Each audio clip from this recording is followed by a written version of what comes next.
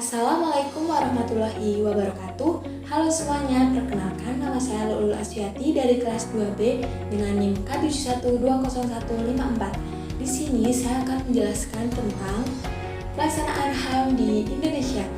Sebelumnya, apa sih HAM itu? Jadi, dalam Undang-Undang Nomor 39 Tahun 1999, hak asasi manusia atau HAM ialah seperangkat hak yang sudah ada pada diri manusia sebagai makhluk ciptaan Tuhan Yang Maha Esa, yang mana hak ini ialah anugerah yang wajib untuk dihargai dan juga untuk dilindungi oleh tiap orang untuk dapat melindungi harkat dan juga martabat manusia. Ciri-ciri hak asasi manusia.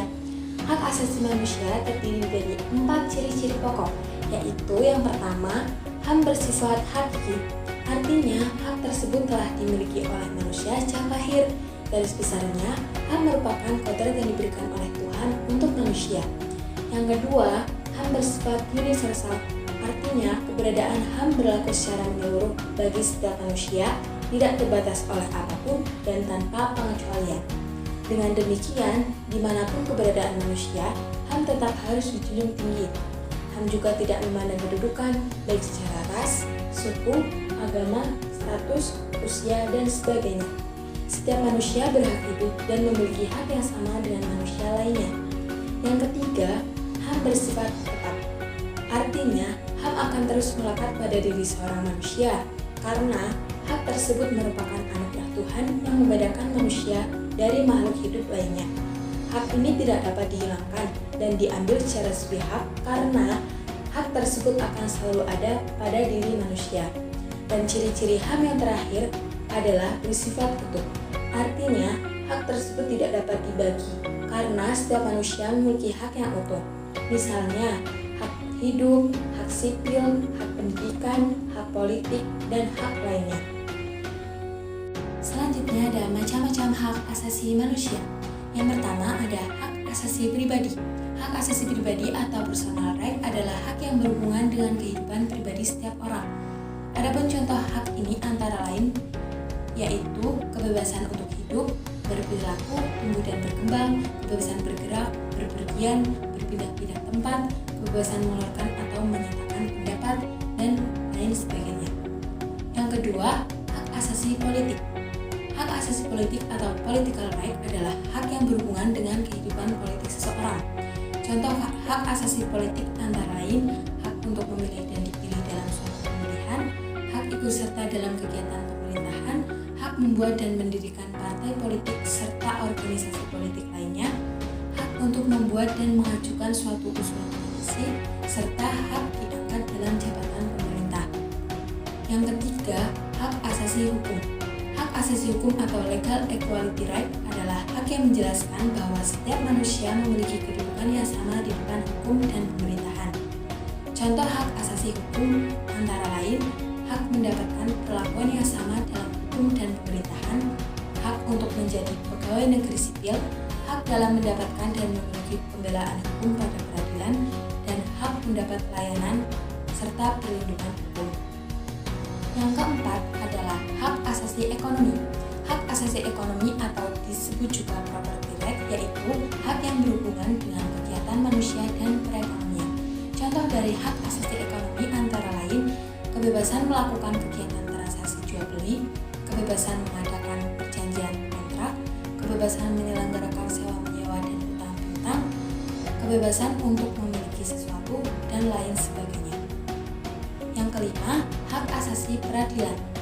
Hak asasi peradilan atau procedural right yaitu hak yang menunjukkan bahwa setiap manusia diperlakukan sama dalam tata cara pengadilan. Contoh dari hak asasi peradilan yaitu hak mendapatkan pembelaan hukum di pengadilan, hak persamaan atas perlakuan penggeledahan, penangkapan, penahanan, dan penyelidikan di muka hukum, hak memperoleh kepastian hukum, hak menolak digeledah tanpa surat adanya surat penggeledahan, dan hak mendapatkan perlakuan adil dalam hukum. Terakhir ada hak asasi sosial budaya atau social culture right. Hak yang satu ini berhubungan dengan kehidupan bermasyarakat. Contoh dari hak asasi sosial budaya yaitu hak menentukan, memilih, dan mendapatkan pendidikan mendapatkan pengajaran, hak untuk mengembangkan budaya yang sesuai dengan bakat dan minat, hak untuk mengembangkan hobi, hak untuk berkreasi, hak untuk memperoleh jaminan sosial, dan hak untuk berkomunikasi. Itulah penjelasan tentang macam-macam hak asasi manusia. Pembahasan selanjutnya adalah pelanggaran hak asasi manusia. Kasus pelanggaran HAM dapat dikategorikan dalam dua jenis, yaitu yang pertama, kasus pelanggaran HAM yang bersifat berat, meliputi pembunuhan massal atau genosida, pembunuhan sewenang-wenang atau di luar putusan pengadilan, penyiksaan, penghilangan orang secara paksa, serta perbudakan atau diskriminasi yang dilakukan secara sistematis. Yang kedua, kasus pelanggaran HAM yang biasa, meliputi pemukulan, penganiayaan, pencemaran nama baik, menghalangi orang untuk mengekspresikan pendapatnya, serta menghilangkan nyawa orang lain. Selanjutnya, penegakan HAM di Indonesia. Yang akan saya bahas di sini yaitu langkah-langkah dalam upaya penegakan HAM di Indonesia. Apa saja sih langkah-langkahnya? Simak baik-baik ya. Yang pertama, mengadakan langkah konkret dan sistematik dalam pengaturan hukum positif. Yang kedua, membuat peraturan perundang-undangan tentang HAM. Yang ketiga, peningkatan penghayatan dan pembudayaan HAM pada segenap elemen masyarakat. Yang keempat, mengatur mekanisme perlindungan HAM secara terpadu.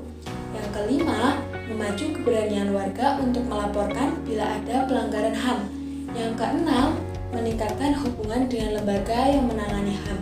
Yang ketujuh, membentuk pusat kajian HAM. Dan yang terakhir, meningkatkan peran aktif media massa. Hambatan penegakan HAM.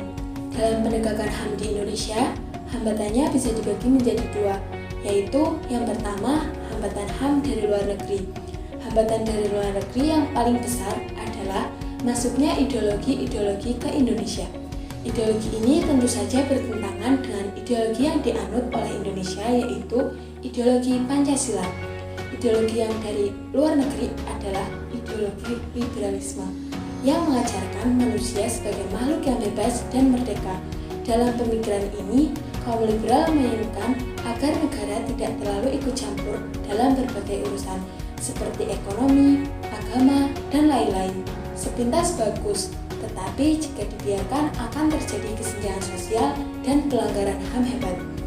Ideologi lain yang tidak tercantum di video yaitu ideologi Islam keras. Ialah ideologi yang ingin mendirikan negara khilafah di Indonesia.